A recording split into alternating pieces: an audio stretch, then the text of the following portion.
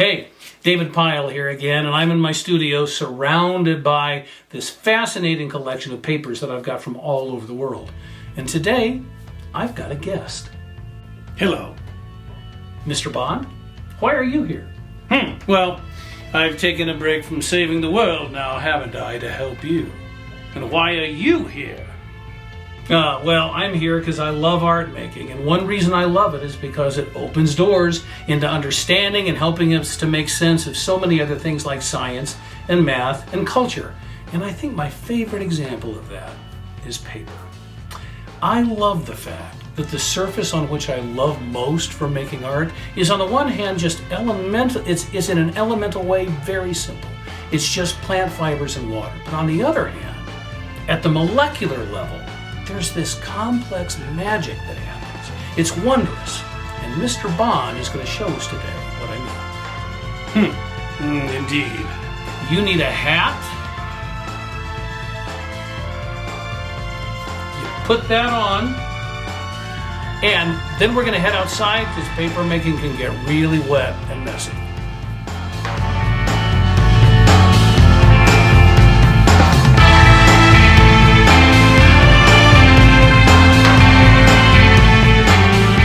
As you know, my name is Bond. Hydrogen Bond. Now, let's head downstairs. Paper making can get a bit sloppy and messy, so let's remove the jacket. Put on an apron. And this is, this is a bit pink and frilly, isn't it?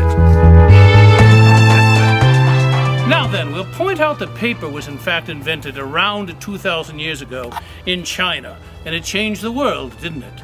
Can you imagine what people used to paint and draw and write upon before then? Things like animal skins, pieces of stone.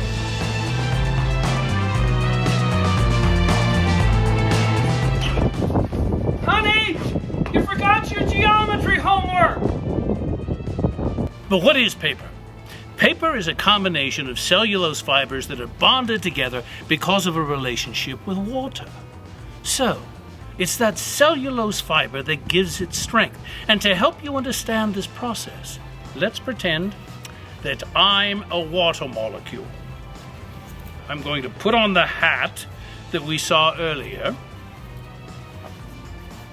As I'm pretending to be a water molecule, you'll notice that my head is in fact an oxygen atom. But if you know what water molecules are made of, you'll recognize that in fact I need two other atoms. I need two hydrogens. And here they come.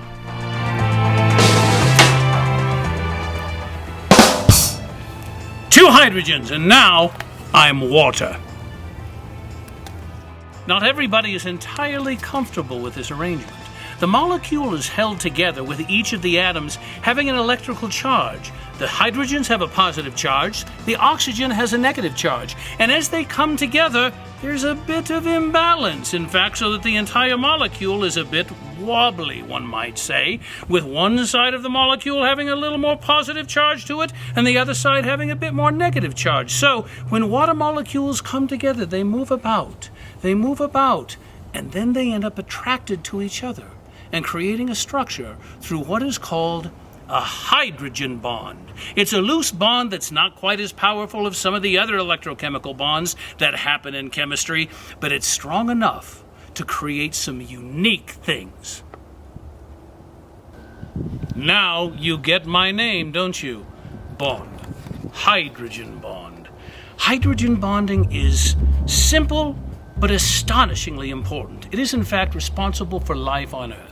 It's responsible for many of the things that you see around you. It's why you see water flowing the way that it does. It's why when you jump into the pool and you miscalculate a bit and you do a belly flop, it hurts because you have to push apart all of those hydrogen bonds. It's why water, when it falls, it forms into droplets. Hydrogen bonding is certainly worth putting on a tuxedo for, don't you think? So, water molecules, when they come into contact, they do a bit of a dance and they hang together, don't they? So what happens when you put water molecules in close proximity with plant fibers? Well, when you make paper, you start by beating plant fibers. You beat cellulose, which is part of the plant fiber. And as you beat it, then what happens is these strands come off. And as these strands start to spread about, if you looked at them closely, you'd see that they look like this. They look like a water molecule, except that they only have one hydrogen instead of two, and that's called a hydroxyl group. So what do you think happens when a water molecule, which has two hydrogens and a bit of an electrochemical imbalance, comes in contact with a hydroxyl group? There's another dance that happens. So that dance that happens is in fact another hydrogen bond. It's a hydrogen bond from water to cellulose fiber. Now this is called a Hollander beta. And a Hollander beta has a rotating wheel which scrapes the plant fibers against a plate, beating them so that you get as many water to fiber bonds as possible. The result is what's called pulp. And we have some right here.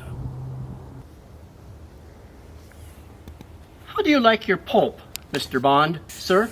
Oh, well, beaten, not stirred, of course. Yes, sir.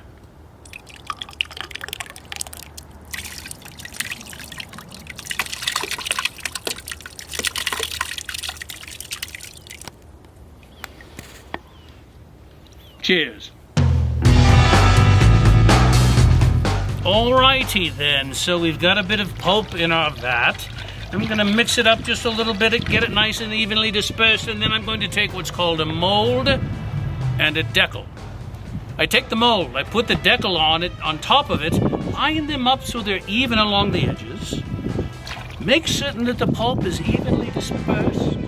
I'm going to dip. Push this down to the bottom. Give it just a bit of a rest, bring it straight up, do what's called the paper maker's shake, which is where I shake so that I make certain that the fibers themselves get interlocked. That's what gives the paper strength. I remove the decal, turn this to the side. I'm now going to do what's called the couche. That's from the French coucher. Spelled like couch, but it's not couch, it's couche. And as we couche, we're going to transfer it to this waiting wet felt. Now as I turn it, oh! What? Why is it not falling off? Well, you know by now. It has to do with hydrogen bonding. There's a hydrogen bond now that's occurred between the wet sheet and the wet screen beneath. Now, here we go. We couch evenly. There's a bit of a dance that happens here. We roll across and we lift. And there we have our first sheet. Now, why did the sheet transfer to the waiting wet felt? Again, because of, hydrogen bond indeed. There's a hydrogen bond that occurs between the wet sheet and the wet felt that is stronger than what was here with the screen. We're just going to make a number of sheets. We're going to make a stack of them, which is in fact in paper maker's terms called a post. We're going to make a post, and then the next step is the all-important one.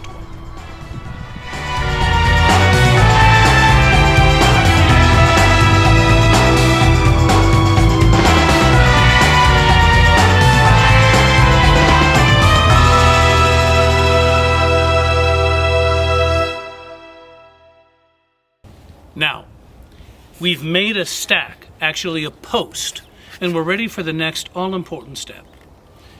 I'm going to take the last felt, lay it on top of my post, and then we're going to press. Now, many times paper makers will use a much more sophisticated press where they can generate a great deal more pressure than I'm able to here, but this is going to be sufficient to our purposes. So I'm going to take this board, lay it on top, and apply pressure. Watch what happens. The water is leaving those hydrogen bonds that were there between water and cellulose fiber. And as that happens, they form yet one more, what's it called? That's right, hydrogen bond. What a smart dog indeed. So, the hydroxyl groups on each cellulose fiber, in fact, now miss their water buddies. So what do? They form a hydrogen bond with each other. And it's that hydrogen bond as it links cellulose fiber to cellulose fiber that, in fact, makes paper. And here we go.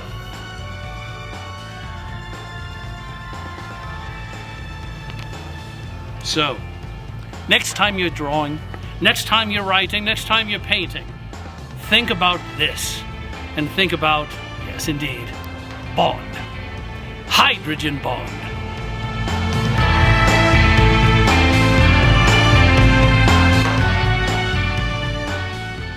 So, that's how paper happens.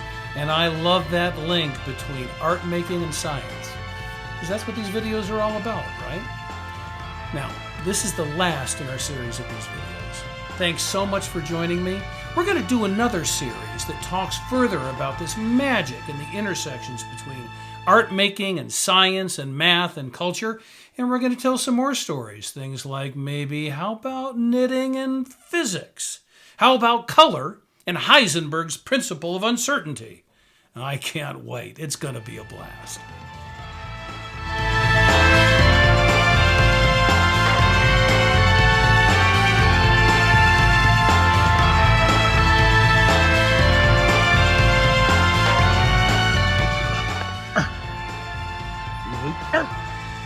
Arf!